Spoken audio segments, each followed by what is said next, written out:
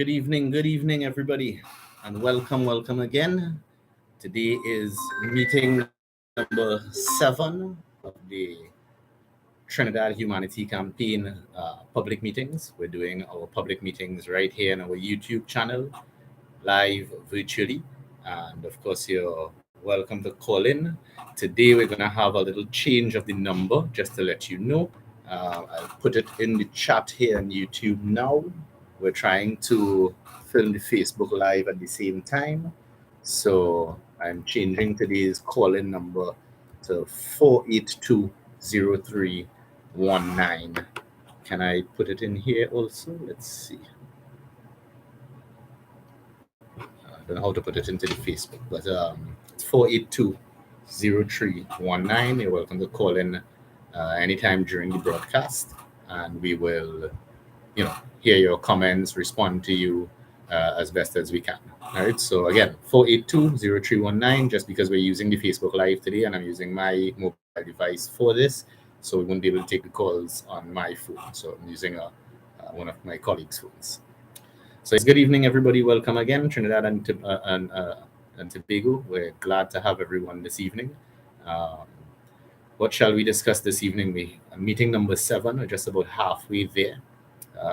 We took the last couple of weeks to iterate a number of our plans going forward, a number of things we have in mind for the communities that we hope to represent.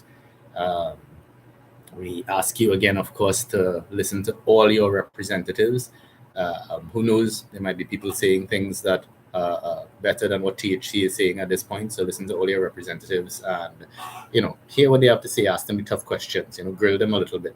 Try and, judge their character, judge their personality, judge their integrity, judge their intelligence, and see what they're really about. Because, what I really hope that, we have a general election to come in 2025. So I would hope that those persons elected into councillor position this local government election would not, lapse and relax on their duties as we've seen a lot in the past. But hopefully these people would be more active, knowing that there's a general election coming up in 2 years from now, and the leaders of the parties, at least, that are putting forward these candidates should be trying to ensure that they do as much work as possible to gain your vote for their parties in the general election. So, let's just hope that we do see some work on the ground after this LG on August 14th, and as opposed to not, So that's why I encourage you to ask your representatives or your potential representatives who are coming around to talk to you, who you can reach by phone, I'm sure, when they intend to do what they say or whatever they say they intend to do, because a lot of the time they may have the solutions, they identify the issues for you and they have the solutions, but how long before they actually put it in? Is it going to be after 2025 that, certain problems in your roads are going to be fixed, or certain issues with drainage and all that stuff? And what about the bigger points? Are we just going to leave central governance to take care of the bigger points when we've seen that one of the government's motives is to try to somewhat decentralize governance into the local governance and now give more abilities and more responsibilities to the councillors within the corporations, more management of funds and all these things. So why then can't we as councillors, or we as hopeful councillors, if we get elected, utilize the corporation's funds, as we've been saying, and aim towards, not just road and drains and maintenance and this type of regular work that we are mandated to do and as part of the job anyway? Why don't we look at using the corporation's funds and putting it forward towards, solving, or not really solving, but deterring and reducing crime within our communities? So I've had this discussion with a few people. It is one of the biggest points in our mini manifesto for this LG 2023. And, we've put forward, I'll say it again, we've put forward a number of times that what we intend to do, or one of the main things we intend to do if elected, is to use funds from the corporation, as you all know or should know, the corporations will be receiving the residential property taxes from the electoral districts and from the corporation. So that is supposed to be an added 20-25% to the budget overall. That in itself can provide the funding necessary for what we're proposing. And we're saying let's set up operation centers at the police stations. So, like, for example, in my electoral district of Valsay and St. Joseph, the St. Joseph police station is responsible for the policing of that area, as opposed to relying on the few camera data that we have from the National Operations Center in Port of Spain. Why don't we set up a small operation center in the police station? They've been calling for these types of resources for well over a decade now. Why can't we resource them, basically? And from what I've calculated so far, full system, 4 large monitors, 4 relevant hard drives, meaning the amount of space that they need, a couple laptops to run the system, and 100 cameras to put within this small district of Valsay and St. Joseph would only cost us about $200,000 with maintenance contracts. TT dollars, yeah, TT dollars. Why so cheap? Call the retail stores and ask them, because if you call them and you ask them the retail price, that is the price you'll work out to. Why so much more when we see this tune of project happening through, central governance? Ask them. And then that's our point. When we can put forward projects at a certain cost and show the actual cost, the true cost, meaning real value for money, then we can put forward the question to central government and say, well, how come these projects cost you all, 10 times, 20 times, 100 times more when you all put it forward? You're buying from the wrong supplier. Here's the suppliers, give them a list, help them, and basically force the hand of those elected officials to manage the resources better and seek more value for money for the dollars that are coming from the tax-paying citizens anyway, right? The bigger part of that plan is to really try to get it up to like 1,000 cameras, which will cost us just under $1 million TT dollars, and set up literally 1,000 cameras within this small district. This district is literally a 2-mile radius, So draw a circle with a radius for 2 miles and just look around on the map. Just check it in your Google Maps and you'll see it's a very small district. 1,000 cameras means that you will have more than one camera on every intersection, not major intersection, or major and minor, right? So therefore, if a crime is committed, now I'm not saying cameras will stop crime. What it's intended to do is just what the research and just what the practice shows, which is that you put cameras and this amount of cameras, just like countries like England have done. And when criminal activity takes place, you're able to gather better evidence on such activity. So if a vehicle comes and commits a robbery in one street, you're now able to tell that the vehicle went out the street in this direction. He made a left or a right, because you're seeing in the corners also. When they reach another intersection, you're seeing whether they went left or right there. And you could trace. Now, yes, it's only within the electoral district that we aim to start these projects and then push them towards governance with the cost and show them, well, look, it's so cheap. Why are we not using it to monitor the whole country? And in that regard, once we are able to gather better evidence, criminal element will know that, you come into this district, it's easier to get caught. And that is what produces the deterrent effect of cameras. That's literally what it is. It's just like in our business. If you have a cashier and you put in a camera over the cashier, because you as the owner of the business not going to be there to watch them with your eye holdy, right? The cashier knows that you're not sitting down behind a desk watching that camera 24/7. They know that. They're not stupid, right? But they understand at the same time that you can look at it at any time. You could look back at your recording. So it acts as a deterrent, right? And this is why 1,000 cameras within a little district like Valsay and St. Joseph can make all the difference in the world in terms of the level of crime and the amount of crime happening within this district. And again, once we can show transparently, which we intend to do, the actual cost of these projects and show that is actually much lower than when you put a tender for a bid and you get a thing and all that stuff, because we'll be procuring it, of course, through Office of Procurement and through the procurement regulator and so forth. But once it's done properly and we can show that, hey, look how cheap, then again, you could put the question to central governance and say, hey, why and how come you are not, implementing these plans countrywide? If this is the kind of cost we're talking about, and rather than give someone a contract for them to charge you 50 times more, let us procure it, not us as an us, but let the government procure it by themselves. Here's the suppliers, here's everything that you need, maintenance, contract, persons, everything, right? Just get it and put it in. We have a lot safer country for it.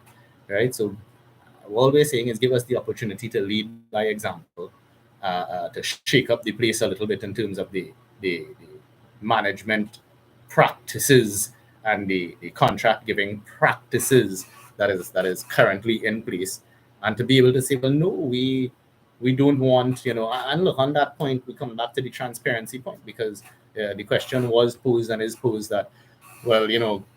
Ampi, soon Marcus, you're only two people in Sinapuna, one in Diego Martin, one in Sandy Grande.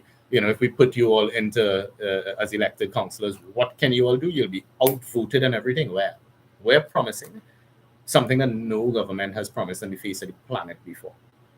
All right, no person in governance. We're promising that from the moment we go to work, sorry, we're committing from the moment we go to work in the morning till the time we come back in the evening, right? Whatever time that is.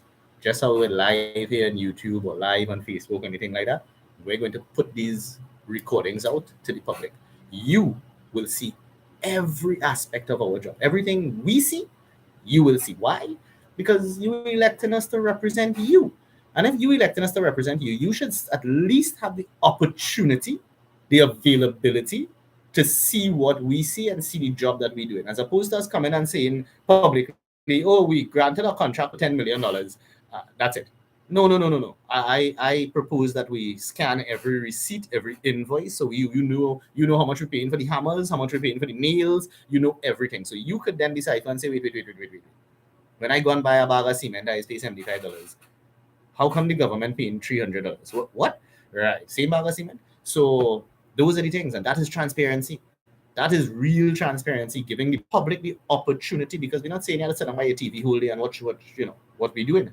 But you will have the opportunity to go back at any point and see what is what, and see every cost involved, every project put forward. And if it is that we're in a council meeting and we say, okay, not we say, but there's a project out there for a particular job, because not everything is done by the corporation. We prefer most of it to be done by the corporation, because I believe and I know that we have the resources within the corporation. But aside from that, private projects do go out.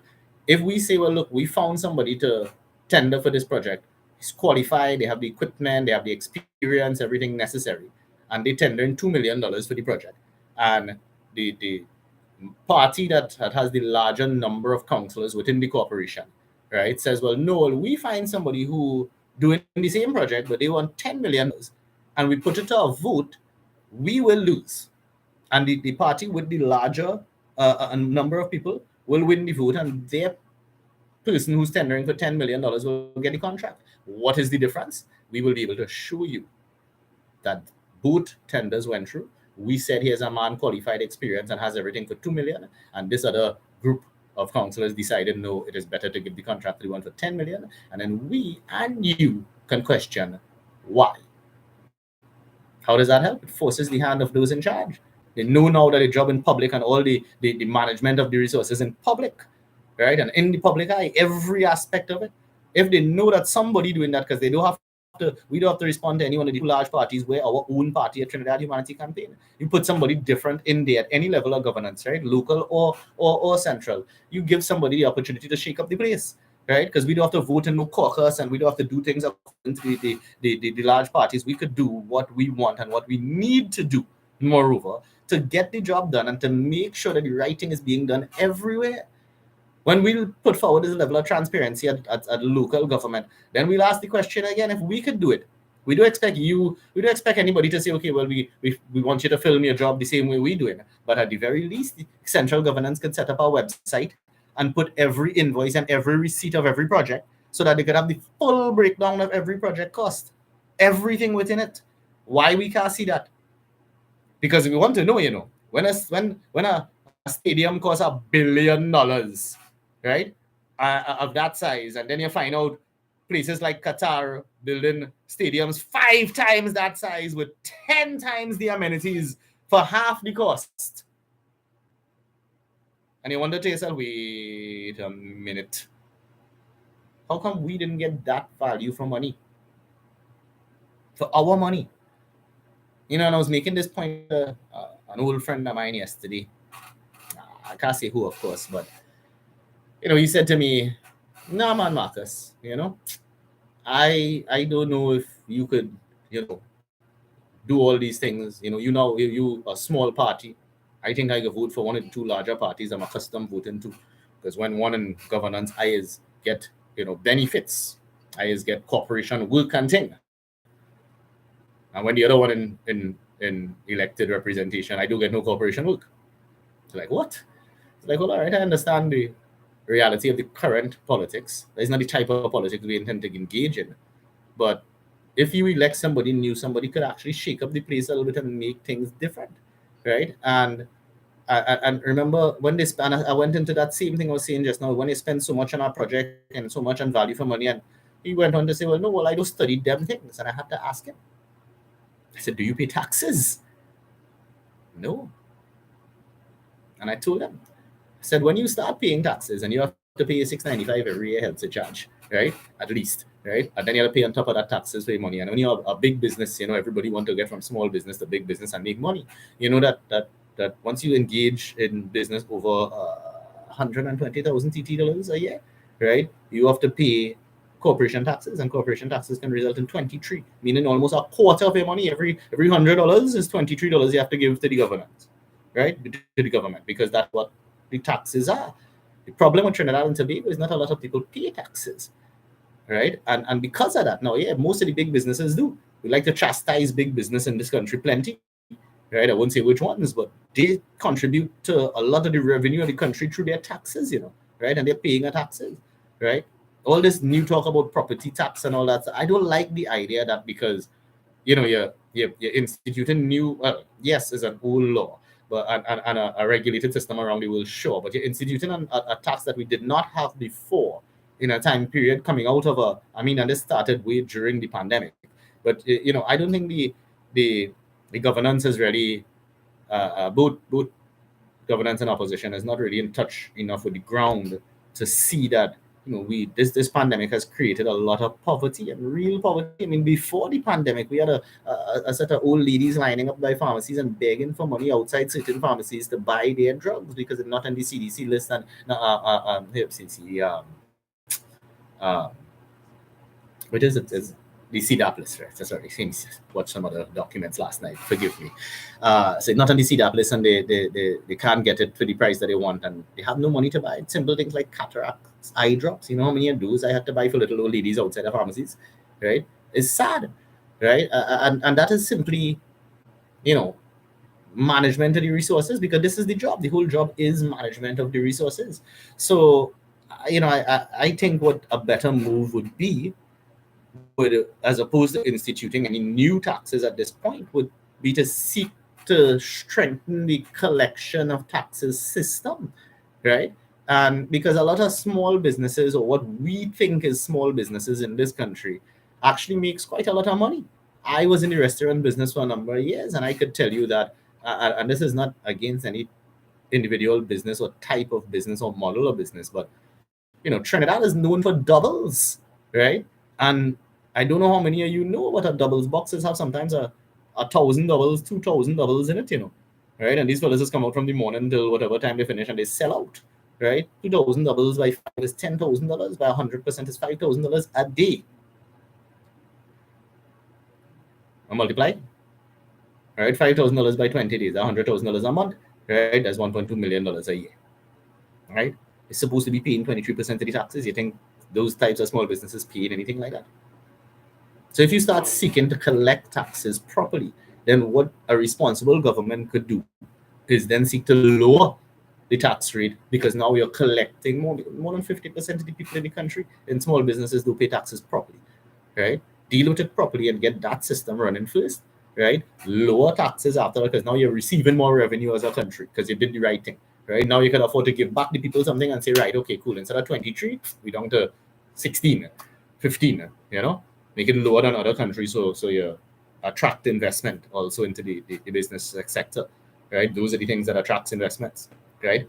And work it like that, So I don't think they're too much in touch with what I see in the ground, and I'm pretty disappointed and dejected every time I see it, because somebody grandmother begging, somebody sister, somebody daughter, and we need to address those things from both the community level and the country level. Yeah, and we've been seeking, at least at the THC position, within putting ourselves up for central government elections, 3 general elections consecutively. But you know, local governance, especially with the reforms that are being implemented, should bring about the availability for more change from the local system. And as I keep saying, these plans that we've come up with, these plans which I'll be putting into the mailboxes of every resident in St. Joseph Valley over the course of the next 2 weeks. These plans, which you can find on our Facebook page at Trinidad Humanity Campaign, just 2 pages, just a page and a half, in fact, to read it, right? And we're addressing major issues in crime. We're addressing transparency on a level that no one in the world has addressed in public service like this, right? We addressing food security, which is something that the region and the world has had umpteen meetings about, right? Way back from before 2010 and continuing odds, and the plan keep changing. Vision 2010, Vision 2015, Vision 2020, right? Just now we have Vision Ready Food, right? Because we keep going forward and nobody seems to be actually, big love to countries like Guyana, right? Barbados and some of these countries, St. Vincent and the Grenadines, right? That are actually putting food security plans, come out of those meetings and actually do it, right? Imagine a little island like St. Vincent, small like Tobago, right? And they supply Trinidad and Tobago with all our Edos. All. A country 8 times the size of their country. They supply us with all our Edos as ground provisions, and that type of ground provision. Why? Because they grow hard down here and they have a nice softer one, or whatever it is. But all, right? They are also the world's largest supplier of arrowroot. Tiny island like St. Vincent. We can become the world supplier or something. We can become the regional supplier or something. I hear talk about food export bill have to decrease, and all this are coming out of those food security meetings. And one of the major imports and the food import bill is beef, right? Literally. And I heard our region, I wouldn't even say our government, right? But I've heard governments within the region say, okay, the new plan is to address this food import bill, and beef being one of the major issues. We're not going to bring it from the US anymore. We're going to bring it from Brazil. But I still important. Why we are bringing the cows and growing them? Why we are looking towards, not everybody agree with this one, but why we not looking towards lab-grown meats? Right? I have a science background, so I understand it's not what people telling you that all kind of stem cell and right? You put a cell and you feed it with what it needs in a contained environment, it grows like cells, it multiplies, right? So basically, you take a healthy cell from a chicken or a cow or whatever it is, healthy, no parasite, no virus, no nothing, no chance of such. You don't have to kill any animals whatsoever. And just like in Star Trek and those kind of things, you grow the meat, you cut it into whatever shape they want in the factory, and you sell it out. They've finally got approval in the US. They had approval in Singapore before, one company in particular, Upside Foods. And lab-grown meat is, I think, going to be the future of meat in the world. Let's start to think proactively, If it's, let's do the testing. Okay, we want to know if it's healthy and if it's good. All right. Well, you have UE. UE continue to boast that is one of the best universities in the world. Well, come on. Let's do some testing, right? Let's make sure this is bring it down and organize and bring it down if everything healthy and everything good, right? Imagine if we do have to grow cows and contribute to the methane gas and contribute to the continued deterioration of the environment, right? Through all these factors. Imagine if we don't have to kill animals anymore, right? To eat. I'm not a vegetarian, so don't think that I'm talking this way because of any of that. But I have an issue with killing animals, right? Come on. Right, we're humans, but someone said, the same gentleman actually yesterday who fighting on the tax thing, right? Mentioned to me, he said, "Oh, he's on the road." I said, "A dog." He said, "When a dog have the rights, when a dog has rights in this country, then we could say we're moving steps forward." And I agree with him, right? We have to start treating animals as the sentient beings that they are. For those of you who have pets, right? For all of you who have pets, right? An animal is not just an animal, right? Have something.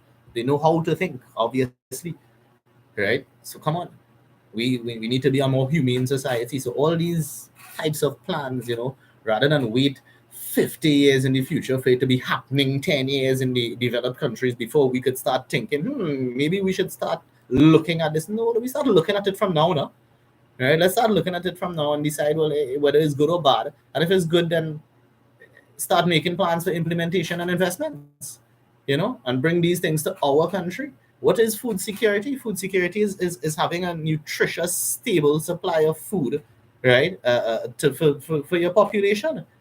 Right? So it's not just about growing lettuce. Notice everybody are hydroponics and everybody just grow it because hydroponics made for green leafy vegetables. It isn't made for too many flowering things, So and what, we only going to eat vegetables? Where is the animal husbandry? Where is the I mean, we have a huge milk producer already. Okay, cool. So dairy may be taken care of. Yet still there's a lot of imported milk on the shelf.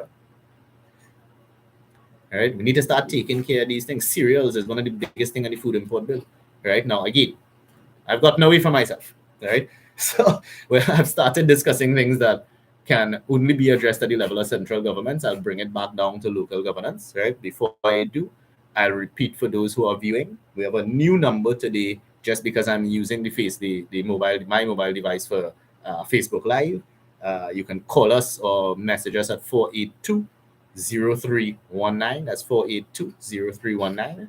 And if we can answer any of your questions, and so feel free to ask. But bringing that food security back down to the community level, to the corporation level, one of the things that we are proposing here at the THC, if elected as councillors, is to utilize all the empty spaces of land within the corporation. Now, first of all these empty public lands, right, owned by the corporation, public lands, right, where as opposed to just cleaning them and maintaining them and making them look neat and all that, so it won't have insects and mosquitoes and all that, let's utilize them now. Let's convert them into community gardens and commercial gardens, right? So community gardens whereby residents from the electoral district, if they don't have their own yards and stuff or whatever it is, they can come out now and maintain a garden for themselves, whether it be for private use or small commercial use, right? Like we planting tomatoes alone, we eat some and we sell some, right? And then commercial spaces whereby for those persons who are farmers or want to be farmers or anything of that nature, and they did not have access to lands before, right? But here we are able now to provide them with lands, right? And as opposed to just cutting and maintaining, and so they could engage in not just vegetable and fruit production, but they could engage in chickens and ducks and whatever it is, and do various types of animal husbandry, right? Let's bring the breed of lamb, goats, whatever it is, sheep, right, from Australia, as opposed to having to buy imported lamb chops because the local lamb chop is so and the foreign lamb chop big. Come on, let's bring the breed, right? Angus, bring the breed, right, and produce it, so we won't have to import it. That is food security, right? Let's do the same thing that I just spoke about towards a central government level. Let's do it on the community level, right? Let's use the corporation finances and say, okay, we have a gentleman here, his experience in cattle farming, right? He used to do it long time. For whatever reason, he don't have his property anymore, space to do it anything, but he has the experience, the know-how, right? Could work him with somebody in an academic qualified position also, who can help him maybe learn more if he needs to, right? And you can cordon off a piece of land, use the corporation money to bring in, 2 trials of breeding Angus cattle, right? And let's start, let's start somewhere. So let's start and let's start producing. Eventually he'll be able to supply other breeders with stock, bring in a couple more trios, so you have a proper genetic variability and all that stuff, and boom, in 10 years from now, you don't have to import any Angus. Is that hard? These are the things we could do at a community level. These are the things we could do if elected councillor. These are the things you don't hear from your regular councillors. Because why? Not because they can't do it, They simply don't have the interest. They have to respond to their leaders in the 2 larger parties, and those parties don't have the interest, unfortunately, right, to get these things done. I'm a little surprised at it because, we see one of those leaders being a hobbyist farmer, and, hasn't that person thought about bringing different breeds of goats? Hasn't that person thought about instituting a micro industry in the country where we could produce goat cheese instead of importing it? We had to wait. No. Let me don't say that. We had, as far as I know, and please correct me if I'm wrong, prior to 2017, we had maybe 2 people in the country producing local cheeses, right? On a scale that could sell, not hobbyists to use, but on a scale to some level of commercial scale. We had to wait until the Venezuelans came in, right? To see now them using our local milk and resources. I have no problem with it. Don't get me wrong.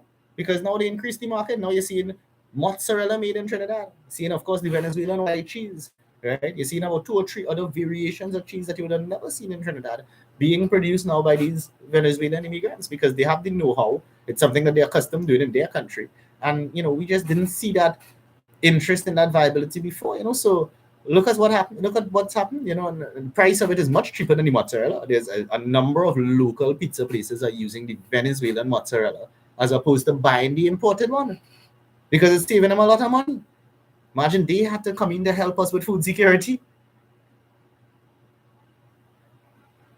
And I ain't talking about no governance for the last 7 years, and I ain't talking about no governance for the last 15 years. I talking about governance from independence to now.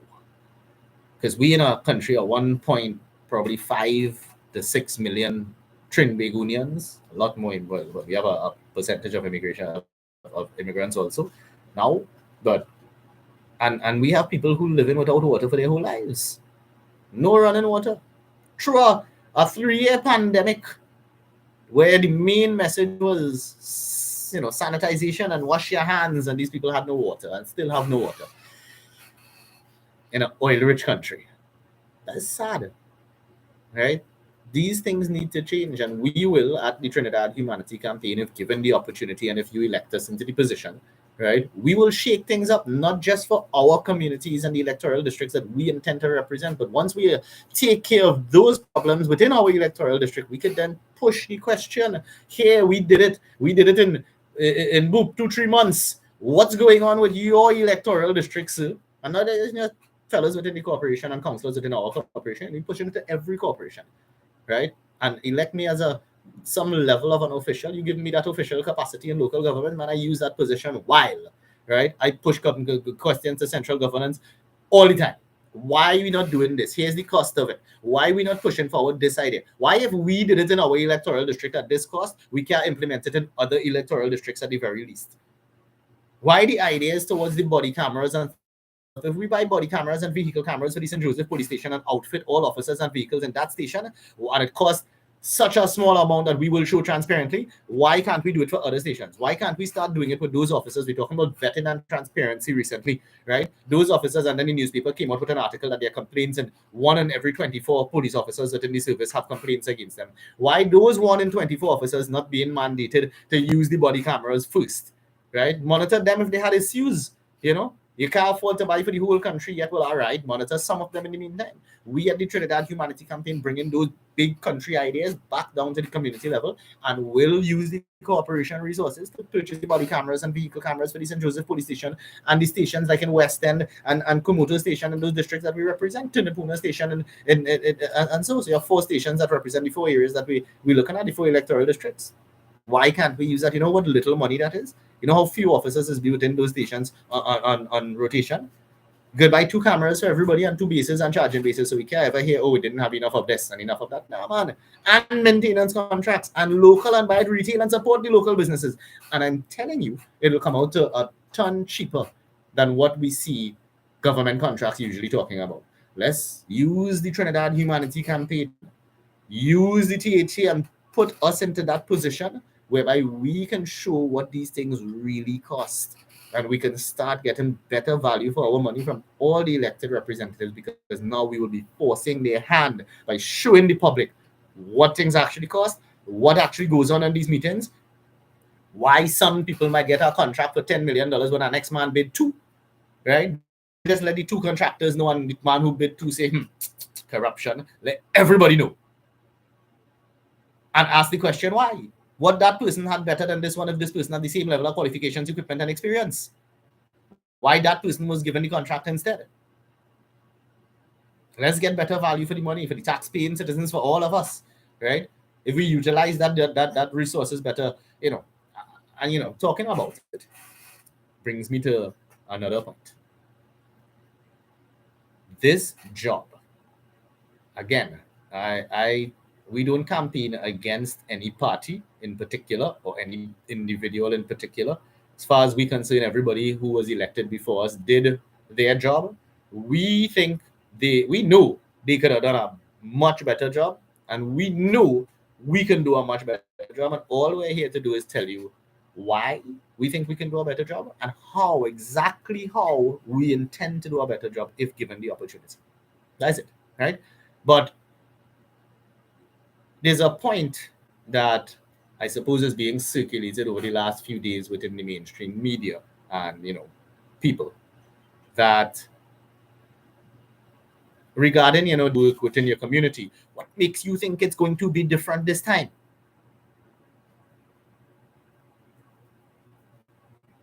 Right? So, but one of the points and the major point on this topic I want to make is this job, whether it is being elected to a position of local governance or being elected to a position of central governance, this job requires integrity. I'm not saying we have it in the past, but I'm saying that not we THC. I'm not saying we've seen it in the past. We THC know we have integrity. That's why we only have such few candidates. Hard to find people with integrity that are interested in making a difference publicly. A lot of people interested in making a difference privately, but not willing to put themselves in the public eye. Right? It's not the easiest thing to do. Right? So that's why we have such few candidates each time. At least we were lucky enough to be the fourth largest party out of 19 contesting parties in the 2020 general election. I see that with some intensity because I want you to hear it and remember what 19 parties contested. How come I only know about a few?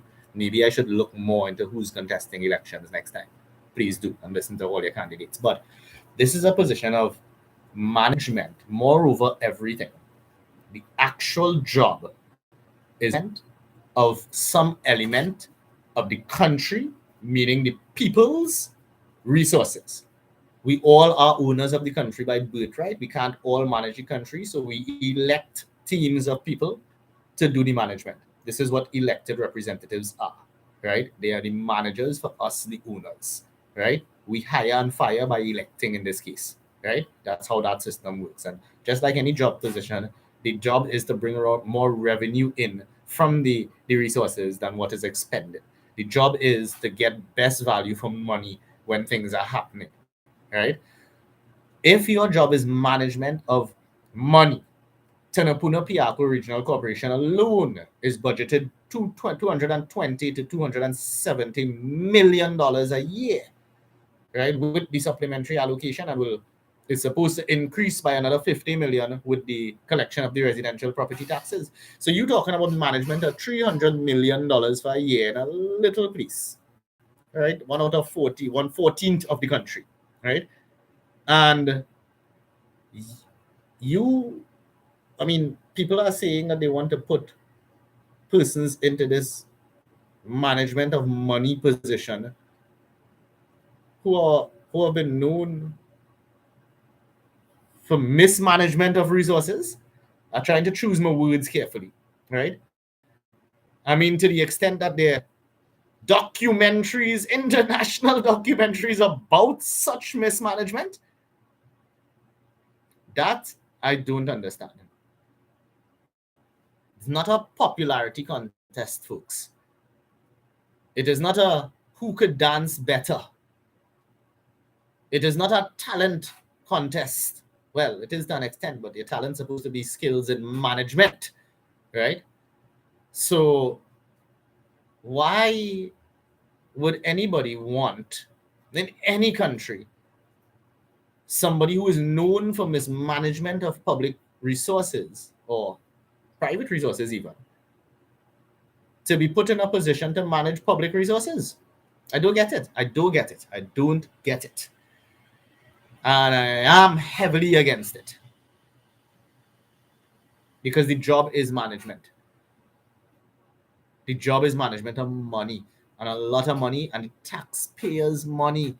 For those of you who do the right thing and pay your taxes, most of you all who working in in positions have your money coming out of your paycheck, so so you could get this amount, but this amount is minus for your health surcharge and your taxes. You can't control that, right? So your money is what is going here. Why must we take your money, right, and give another citizen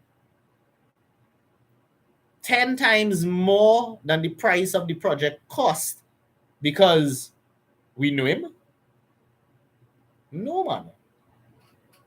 Best value for money is what we're supposed to be looking for and what we intend to do. And again, what we intend to show up to everybody else in respect of all the other councillors and to central government, right? And that we try to enact better value for our money countrywide, right? So this is, again, one of the commitments of the THC. I went in a little bit earlier today on one or two of the crime plans, right? The operation center at the local police stations that are in management of electoral districts, 100 to 1,000 cameras per electoral district. So you see it everywhere, every corner, even within your residential areas, every corner, everything, every street corner have a camera that will be monitored by the TTPS. They've been calling for the resources, so working with them and supplying the resources should be no problem and no issue, and they should be happy to commit 2 officers or so, right, on rotation to monitor. You know how to do constant monitoring. You could have AI alerts, right? You're using it, as I said, for when calls come in to trace back and to get evidence. So you actually need to monitor 24/7. You have to have the recordings, right? This is for better evidence collection practices, right, which will lead to a higher conviction rate and a higher detection rate overall, right? So we need to start looking at these things. I'm giving you these points of view from both our research and what we see in practice perspective. Yeah, if it didn't work, we wouldn't practice. If it didn't work, we wouldn't have the National Operations Center in Police being boasted so highly about by both governments and the police, right? And if it didn't, I mean, I'm a PhD student in criminology at UTT, right? My thesis is towards the potential solutions and policy directives to reduce serious crime in Trinidad and Tobago, right? This is one of the points on my paper from both the central governance and the local governance level, because you now see you can affect it at local governance, because look at the cost, $1 million TT dollars. There's 141 electoral districts of this size in the country, so 141 million TT dollars later, we could have 1,000 cameras in each of the 141,000 cameras in the country. 1 for every 10 people. You telling me crime wouldn't be drastically reduced after that? Come on, practice and research both shows it. It's one of the most effective deterrents. Yeah.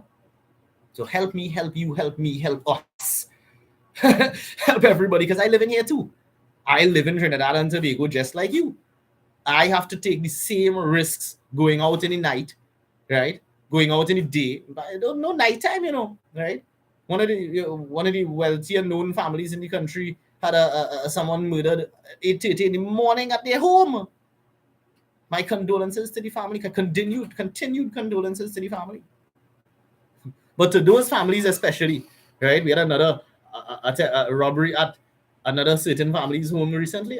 But these people are people that have people in governance within their families. I'd tap him up. Sorry, my friend, but it's true. It's true. Because if you all have waited for it to reach home and now it's reached home and you all still not doing anything, how far you want it to reach?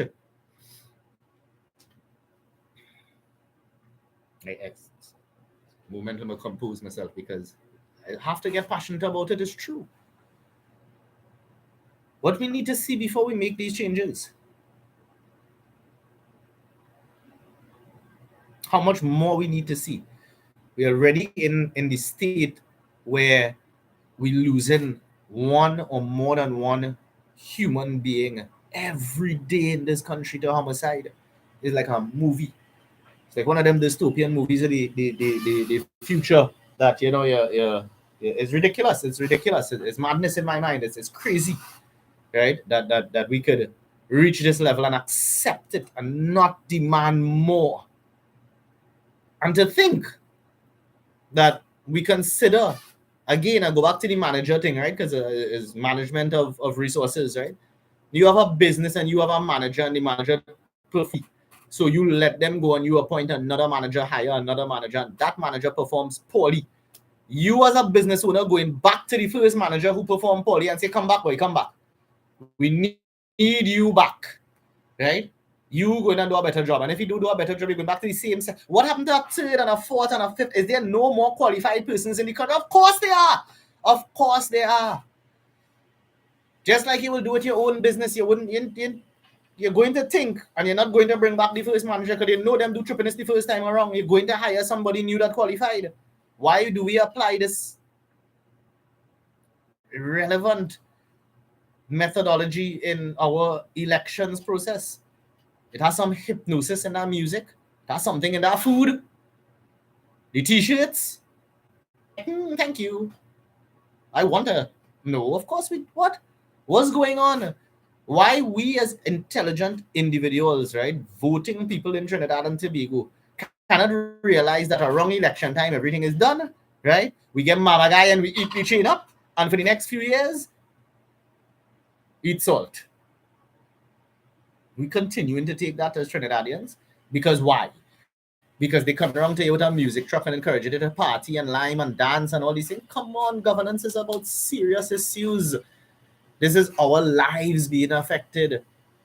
When you are going to sit down in the health center within the district, within the corporation, when you go and sit down there, how long you sit down before you get serviced? If you have an elective operation to do, you see, not everybody know because they don't reach home. But when it reach home and you have to go do it, right? I bet my bottom dollar that use the first one complaining, you know. So don't sit back now. Don't let it reach home. That's what I say. Don't let it reach home. Get to those issues now.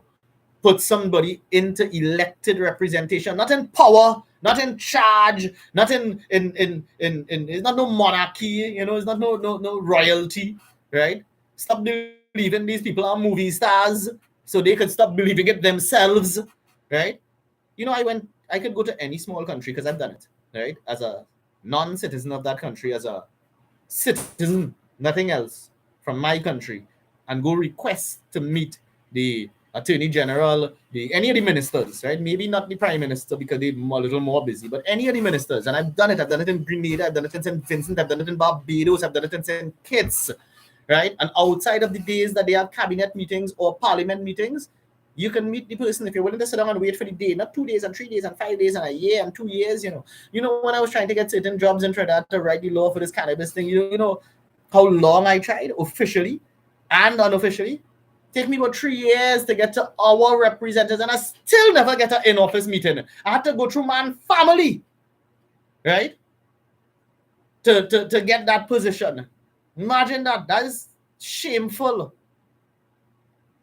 Personally, that is bad governance. That is bad management in my. Even though I got the position, that is the wrong way to do it, right? I should have been contacted by an office. I mean, I did eventually. Yeah, you go through the right, but come on, I had to go through all them things to get it.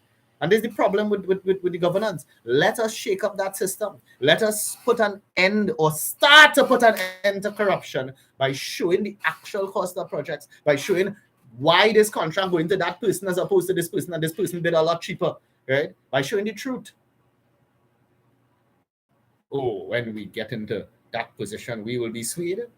I can see with all confidence that I can't speak for everybody, but I cannot be bought. Oh, I just talking. One of the biggest companies in the world, after confirming I would be the regulator for the cannabis laws in Trinidad and Tobago, met with me in the Hyatt. Me thinking is a little interview to get some other job position later on in the future. And company asked me flat and say, we want you to put this clause in the legislation to allow us and 2 other companies to get a monopoly in the country for 3 years. If you do so, you will be part of the monopoly and you will get $6 to 10 million US dollars a year for the 3 years.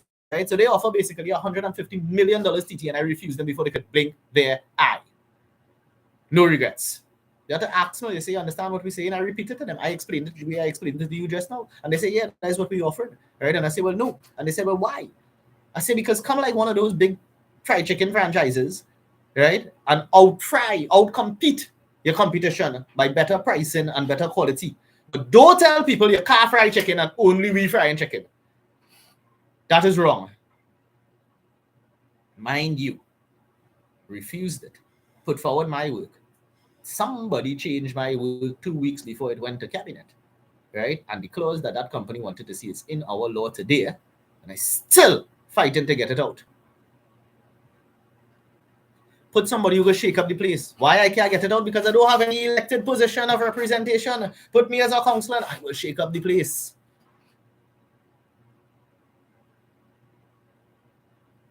Anyway, sometimes I get a little passionate about these things because I speak from my heart and I speak for what I believe and what I know is true.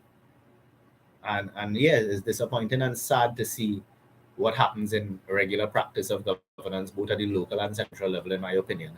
And for the last 2 decades and change that I've been paying attention to it. And I do encourage more people to pay attention to it, more children. Encourage young people. If I go up to me in central governance and get that position at some point in time, I change the whole education system. Right? Look at our 2020 manifesto. You'll see what I'm talking about. It's on the Facebook page somewhere. And we need to teach the young people about governance. We need to teach them about what representation is, what governance is, what certain laws mean and stand for, how you're supposed to go about certain practices in terms of registering businesses and getting bank accounts and the practice of life, things that they would actually use in the future. I ain't saying take away from any of the academic education that they get in now, but as I say, go through our manifesto and you'll see the changes we make if we in central governance. Unfortunately, at the local government level, we won't have the opportunity to address those issues at that level. But again, you put us into elected representation positions, and we will use our now louder voices to speak and start talking about things like digitizing the books, because the only reason we're not digitizing the school books and making it a lot cheaper for parents, instead of buying a book list every semester and have to go and look for used book here and there and whatnot, you can buy a real cheap tablet, $500, right? And that will have everything downloaded and everything there. You could read, you could write, you could do everything. No more books. You use it for penmanship to teach people how to write, right? But it have, I'll choose my words carefully, somebody will not profit as much if those books go digital.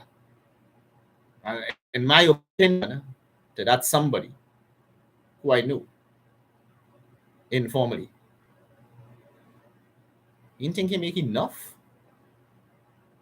Since I in school, as primary school, we using all the books. When enough is enough, do we take a little cut now on the profits and start digitizing and making things easier for the citizens of Trinidad and Tobago? It could still be your books, you could still get royalties, you could still get everything, right? It just won't be as much, Just relax a little bit. Enough is enough at some point. But anyway. But that's the kind of things we will do.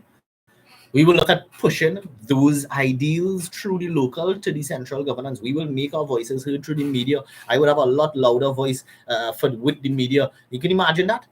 A councillor speaking up and a councillor saying why this costing this and why this costing that, and here's the actual cost, and why we're not digitizing the books, and why we not, here's the cost of the tablets or the laptops, the cheap ones that they could use in school, here's the durability, here's what it would actually cost and make the cost different to the parents in the school term and all this thing. A councillor speaking up and saying all that, man, I could be in the news every week, and we will change issues weekly.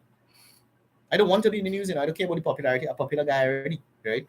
Ask around, you'll see, right? I do care about it. That's not something that affects me, right? And I'm very proud of that. Otherwise, I'd have been doing YouTube videos for years, right? I don't want to put myself in that public media to that extent. That is not who I am. But give me an opportunity and I'll show you the job. And I'll put ourselves in the public media for the job and I'll show you every aspect of it, right? And we continue to do it until we encourage that same practice by central governance, right? Whether it be to actually fill what you're doing, or outside of issues of national security, of course, or, as I said earlier, put every receipt, every invoice in our project scan it and put it on our website, so we can know how much every hammer and nail costs within that $1 million project, how much ever it costs, right? We want to know every breakdown. We deserve to know because we are the owners of the country and we have hired you by electing you to manage, because we hire, we pay in, right? Taxpayers' money pay these salaries. I don't know how many of you remember the pension increases that was made in Parliament a couple of years ago. But do you know that when an elected representative in central governance finish serve their 5-year term, they're not expected by the country to go back to their job, so they start to get their pension one time, and those pensions are now $20,000 to $25,000 a month, right? A month, about half of the salaries of what they're collecting now. I find that's too much. Folks, that's just too much. I don't think any single person deserves that amount of pension per month every month for the rest of their lives. I think they could do it a little less in the economy that we live in. I think a better equitable distribution of those monies could be done right within the country itself. All these issues can be talked about from someone in our party in an elected position, and that is what we ask. We ask for you to think about this logically. A lot of people come at us in general election and say, "Oh, you all swing the vote and da da da da da da." Swing the vote from what? From two large parties? That word or that phrase alone leads to the two-party system and all the pitfalls associated with such. That in research and practice, right? The term itself is undemocratic because you're basically stating that only two parties could run for an election, whereas democracy allows 100, 1,000, right? You got one party per person. I mean, at that point, it won't work because then it will come back to every citizen running the country. But this is how democracy works. Don't allow yourselves to run down the path of an undemocratic process and allow our country to remain in that undemocratic state, right? Let us do things with a little more sense, right? Plus, in this election, no government is changing. Central government remains the same, right? And it's not 41 out of the 41 constituencies, 14 corporations, and have 141 electoral districts. You put in a different party into 1 or 2 or 10 of those electoral districts is not going to undermine any party in this election, and is not going to split the vote from any party and cause any particular party to lose or win. That's not how it's going to work. You have no risk of those things in this election, right? So we ask you, forget about all that splitting and the vote and swinging of the vote and all that stuff. Doesn't apply to this local government election. And put persons in council positions from different parties outside of the two large parties and see if they work for you, right? Look at other parties outside the two major parties that have been vying for years, just like us, right? Instead of, if you don't want to give us a chance in central governments because you're afraid we mightn't do the job properly, give us a chance in local governance first and see. And if you say we don't have the experience and we need it, well, give us the chance in local governance to gain the experience then, right? And show you that we can do what we commit to, or whether we can or can't. If we can't, then you have no reason to even look at us towards the general election, right? But if we can and we do what we commit to do, and we do more and exceed what we've committed to do, and show the things that we've said we could do, then definitely you all should be looking at us, and that is our incentive. That is why the THC will work better for you in a local government position, because we want the position in central governance. We want to be able to use this position to show you that we can do the work, that we're willing to do the work, and we're willing to stick with everything we've committed with, no matter how difficult it may appear. Give us that opportunity and let us shake up the politics of Trinidad and Tobago. Let us shake up the governance.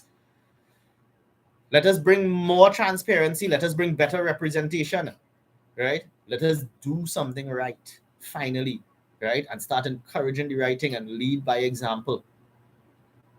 Only you can make the change. Good governance is at your fingertips.